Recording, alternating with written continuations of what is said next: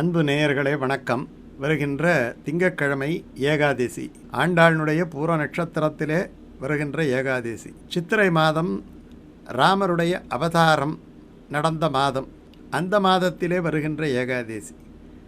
ஆண்டாளுடைய திருநட்சத்திரத்திலே மகாலட்சுமியினுடைய நட்சத்திரத்திலே வருகின்ற ஏகாதசிக்கு மோகினி ஏகாதசி என்று பேர்.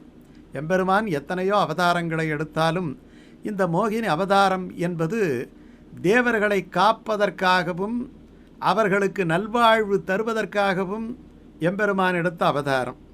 அப்படிப்பட்ட அவதாரம் அது மட்டும் கிடையாது. மோகினி அவதாரத்துக்கு இன்னொரு விஷயமும் இருக்குது. நம்மெல்லாம் எம்பெருமானை பார்த்தாலும் கூட அவனுடைய அழகிலே ஈடுபட்டு அவனிடத்திலே நம்முடைய மனதை சமர்ப்பணம் செய்யாமல் இருக்கிறோம் இல்லையா? நம்ம எப்படி ஆகர்ஷணம் செய்ய வேண்டும் என்று நினைக்கிறான். ஆகையினாலே தம்முடைய அழகை காட்டி நம்முடைய மற்ற மோகங்களையெல்லாம் விடுவிக்கின்றான். அதனாலே இந்த ஏகாதசிக்கு மோகினி ஏகாதசி என்று பெயர். இதற்கு நம்ம ஒரு உதாரணம் சொல்லணும்னா பிள்ளை உறங்கா வில்லிதாசனுடைய வாழ்க்கையை சொல்லலாம். பிள்ளை உறங்கா வில்லிதாசர் நம்ம எப்படி மற்ற விஷயங்களையெல்லாம் அழகு அழகு என்று நினைக்கிறோமோ அதை போல தன்னுடைய மனைவியினுடைய கண்ணழகை மிகப்பெரிய அழகாக நினைத்து கொண்டிருந்தார். ஆனால் அவனிடத்திலே எல்லா ஆற்றலும் இருந்தாலும் கூட அந்த மற்ற நம் காமங்கள் என்று சொல்வது போல அந்த நேரத்திலே அவனுடைய விருப்பம் முழுக்க அவனுடைய மனைவியின் கண்ணழகிலேயே இருந்தது. இப்படி மாறுகின்ற கண்ணழகிலே, நிலையற்ற ஒரு அழகிலே இவனுடைய மனம் நிலைத்திருக்கிறதே. இவனை மடைமாற்றம் செய்து ஒரு நல்ல அழகை, என்றைக்கும் இருக்கக்கூடிய ஒரு அழகை காண்பித்தால் என்ன என்று நினைக்கிறார். உடனே அவரை அழைச்சிக்கிட்டு போயிட்டு ரங்கநாதன் இடத்திலே கொண்டு போய் நிறுத்தி அவனுடைய திருவடியிலே இருந்து திருமுடி வரை அவனை தரிசிக்க செய்து, அந்த கண்ணழகிலே நீ பார், இந்த கண்ணழகை விட உன்னுடைய மனைவியின் கண்ணழகு சிறந்ததாக இருந்தால் நீ அந்த கண்ணழகிலேயே ஈடுபடலாம், லயிக்கலாம், எனக்கு ஒன்றும் ஆட்சேபனை இல்லை. அதைவிட உயர்ந்த வஸ்தாக இந்த கண்ணழகை நீ நினைத்தால் இந்த கண்ணழகிலே நீ ஈடுபட்டிருக்க வேண்டும் என்று அவருடைய மனதிலே நினைத்து கொண்டு திருப்பாணாழ்வானுடைய அற்புதமான அந்த பாசுரத்தை, கரியவாகி புடை பறந்து செவ்வரி ஓடிய அப்பெரியவாய கண்கள் என்னை பேதமை செய்தனவே. அந்த பேதமை என்கிற வார்த்தை தான் இந்த மோகினின்னு அர்த்தம். மோகிக்கச் செய்தார், மற்ற மோகங்களையெல்லாம் விடுவித்தார். ஒரு குழந்தை இடத்துல ஒரு பொருள், அந்த பொருளை வாங்க முடியல, பிடிச்சி இழுத்தா அது தரமாட்டேங்குது. இப்போ அந்த குழந்தைகளிலிருந்து நம்ம வாங்கிறதுக்கு ஒரு எளிமையான வழி என்ன வழி இருக்குது? அந்த குழந்தைகிட்ட இழுத்து பிடிங்கலாம். ஆனால் அந்த குழந்தை அழ ஆரம்பிச்சிடும், அதுக்கு மனவேதனை ஏற்படும். அந்த வேதனை ஏற்படாமல் அந்த ஆபத்தான பொருளை அந்த குழந்தையிடத்தில் இருந்து நம்ம மீட்க வேண்டும் என்று சொன்னால், அதைவிட அது எந்த ஈடுபாட்டோடு அந்த பொருளை வைத்திருக்கிறதோ அதைவிட ஒரு கவர்ச்சியான, ஒரு அழகான ஒரு பொருளை அந்த குழந்தையிடத்திலே காண்பித்தால் அந்த குழந்தையை கீழே போட்டுவிட்டு, அந்த பழைய பொருளை கீழே போட்டுவிட்டு இதை ஆவலோடு பற்றி கொள்ளும். அதை போல இந்த பொன்னாச்சியார் கண்களிலேயே லயித்திருந்த இந்த பிள்ளை உறங்கா வில்லிதாசர் அதைவிட உயர்ந்த ஒரு அற்புதமான கண்ணழகை, அரங்கனுடைய கண்ணழகை பார்த்தவுடனே அங்கேயே லயித்து தன்னுடைய உடல், பொருள், ஆவி அத்தனையும் அந்த அரங்கனுடைய பாதார விந்தத்திலே சமர்ப்பித்து விட்டார். அப்படி மோகிக்கச் செய்வது, அப்படி நம்மை சத்விஷயங்களிலே மோகிக்கச் செய்து, எம்பெருமானுடைய விஷயத்திலே மோகிக்கச் செய்வது, அப்படி நிலை உள்ள விஷயத்திலே மோகிக்கச் செய்வது, அப்படிப்பட்ட ஒரு விரதம்தான் இந்த மோகினி ஏகாதசி விரதம். இது ராமர் வசிஷ்டரிடத்திலே போய் கேட்கிறார். ராமர் அவதார புருஷன், நடையில் நின்றுயர் நாயகன். அவர் போய் வசிஷ்டரிடத்திலே கேட்கிறார், இத்தனை தொல்லைகளை நான் பட்டு கொண்டிருக்கின்றேனே, இத்தனை துக்கங்கள் இந்த மனிதர்களுக்கு இருக்கிறதே, என்னதான் மனிதர்கள் உயர்ந்த பிறவியாக இருந்தாலும் கூட அவர்கள் மறுபடியும் மறுபடியும் பிறவி சுழலிலே மாட்டிக்கொள்ளுகின்றார்களே, ஒரு இன்பம் என்று சொன்னால் 10 துன்பம் அவர்களை சூழ்ந்திருக்கிறதே இந்த கலியுகத்திலே, இந்த கர்மயுகத்திலே. இதற்கு என்ன வழி? இவற்றிலிருந்து எப்படி மீள வேண்டும்?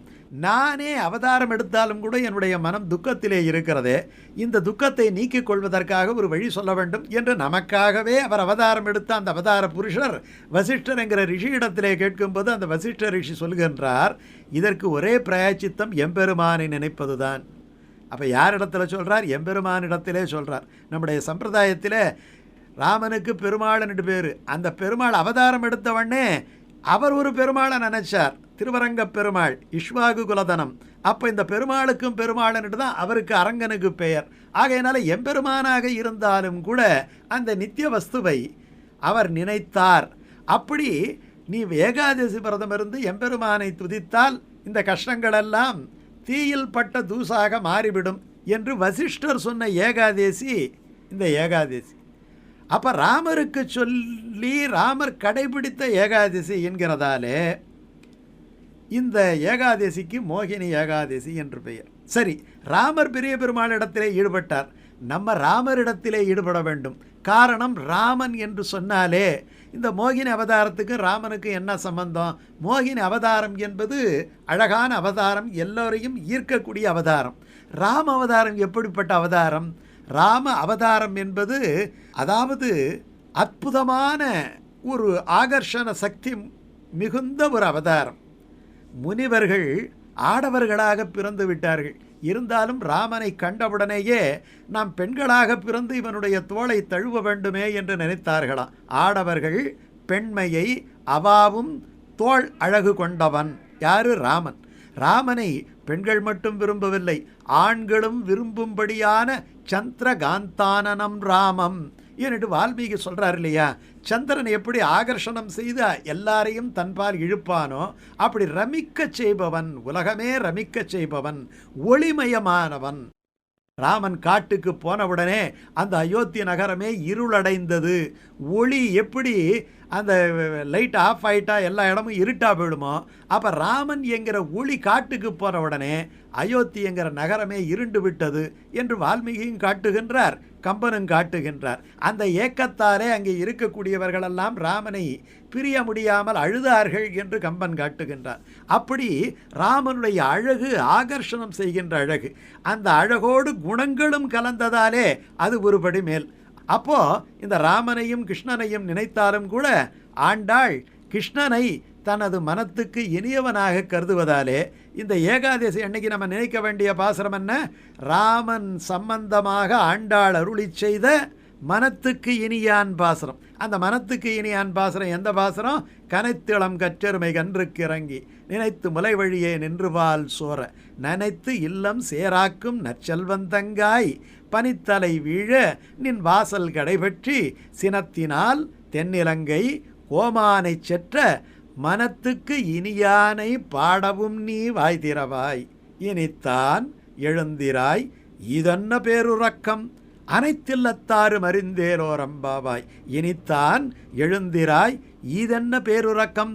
ஏகாதசி விரதம் என்பது விழித்திருக்கக்கூடிய விரதம். இனித்தான் எழுந்திராய் இதென்ன பேருறக்கம். நம்ம ஆன்மீகத்தை அறியாத அஞ்ஞான உறக்கத்திலே இருக்கக்கூடிய ஆத்மாக்களை இந்த ஏகாதசி விரதமாவது தட்டி எழுப்பி எம்பெருமானோடு கொண்டு போய் சேர்க்கிறது. எம்பெருமானை பற்றிய ஒரு விழிப்புணர்வை ஏற்படுத்துகிறது, எம்பெருமானுடைய அழகிலே ஈடுபடச் செய்கிறது.